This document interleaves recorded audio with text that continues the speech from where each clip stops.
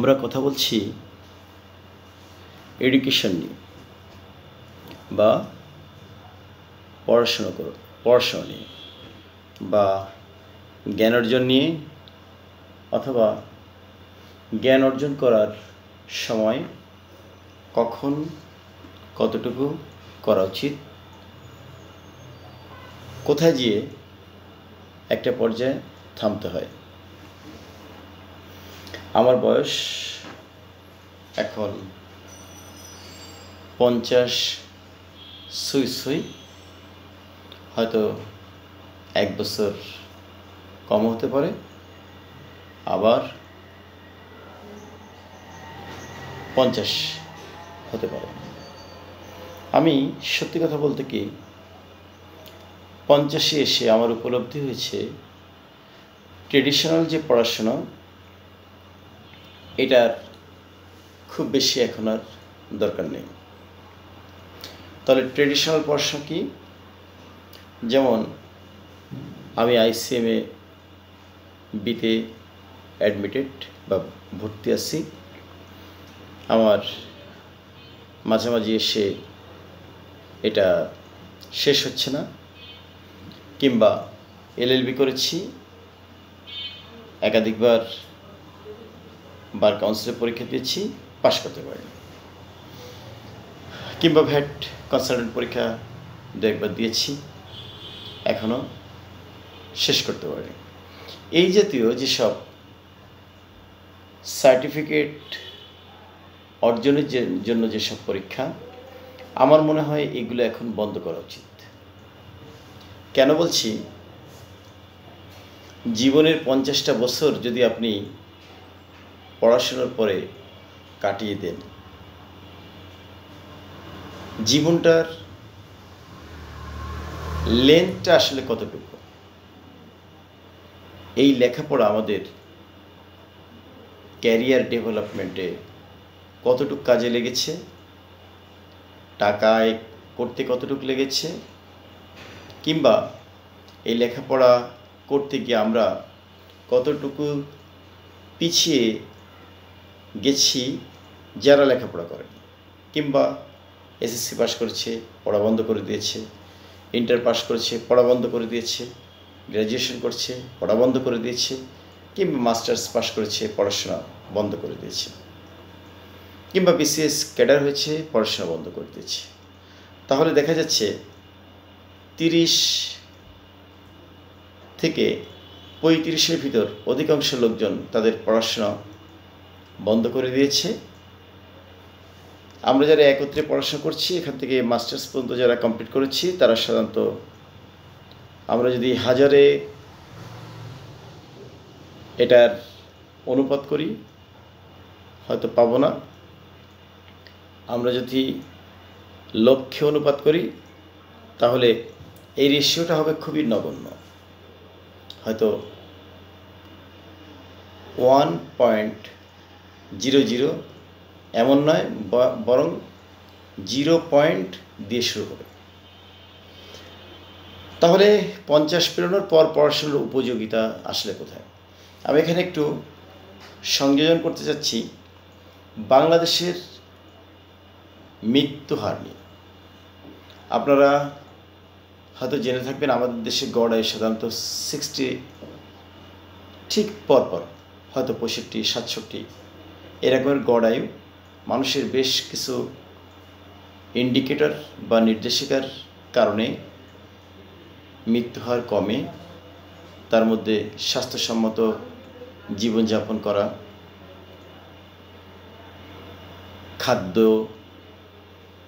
খাওয়ার যে একটা ব্যাপার, মানে খাবারের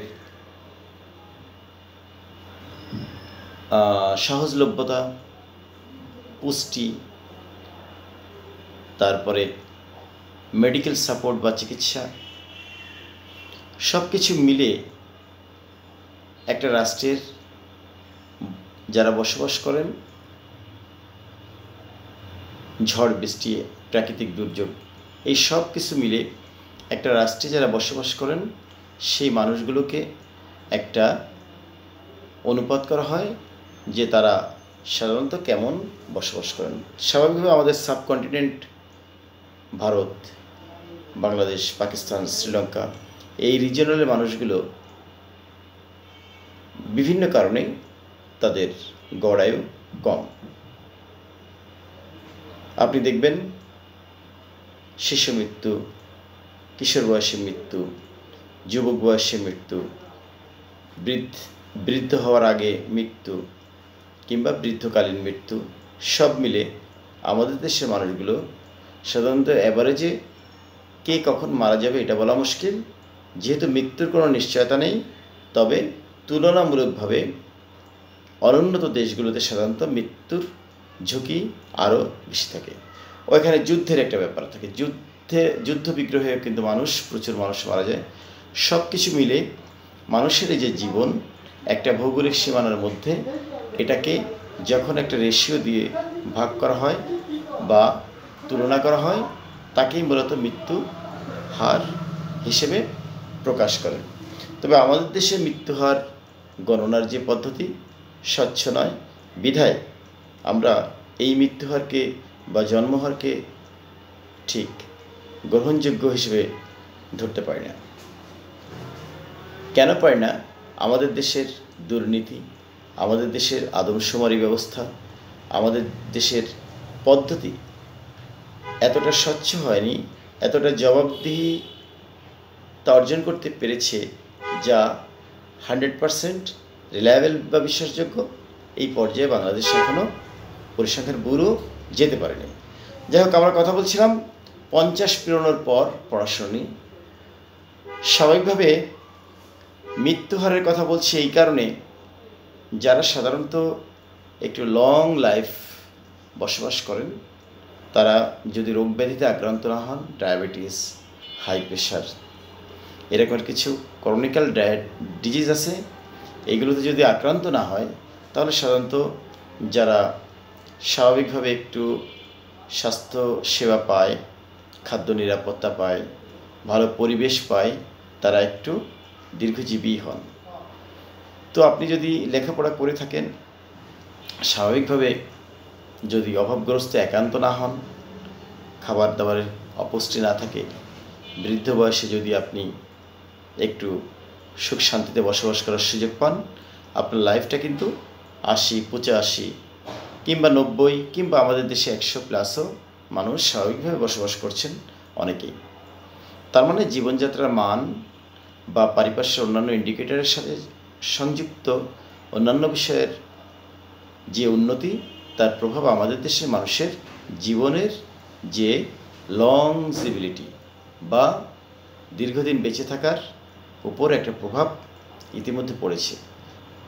তাই আপনি 50 পেরোনোর পরে 60 বছরে মরে যাবেন বা 65-তে মরে যাবেন বা 67-তে মরে যাবেন, এই চিন্তাভাবনায় না থেকে আপনি যদি আপনার জীবনকে উন্নত পর্যায়ে নিতে চান, আপনি যদি সুন্দর জীবনের স্বপ্ন দেখেন, আপনি যদি পৃথিবীকে জানতে চান, সৃষ্টির রহস্যকে জানতে চান, জ্ঞান বিজ্ঞানের মহাসমুদ্রে ডুব দিতে চান, আপনি চাইলে পড়াশোনা করতে পারেন। আপনাকে ট্রেডিশনাল ICMABতে বা LLBতে আপনি অ্যাডভোকেট হতে পারেননি, কিংবা আপনি কোনো ক্যাডারশিপের চাকরি পাননি, এই যে না পাওয়ার দুঃখ, ব্যথা, হতাশা, এসব 50 এসে ঝেড়ে ফেলা উচিত। ক্যারিয়ারের চিন্তা মাথা থেকে ঝেড়ে আপনাকে এখন জ্ঞানের মহাসাগরে বিচরণ করতে চাওয়ার উদ্দেশ্য নিয়ে পড়া উচিত।